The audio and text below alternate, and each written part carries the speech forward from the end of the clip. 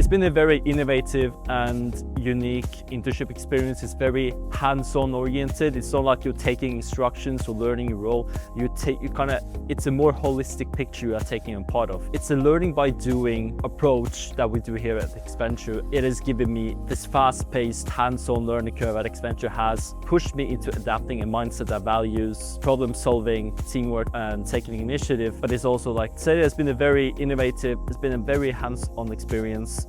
Completely different than conventional internships where simply just learning a role and take instructions. So the day-to-day workflow, it changed constantly, so you had to learn how to adapt. I mean, just looking back at the work I did at the start of the internship, compared to now, it looks like I was working with a typewriter, you know? The fast-paced hands-on learning curve at Accenture, it has pushed me into adapting a mindset, and that is centered on problem solving and taking initiative. Overall, I'm very grateful for this incredible opportunity. And if you told me back in July 2025 that I was gonna move to Bali in early 2026 to start an internship, I would not believe you.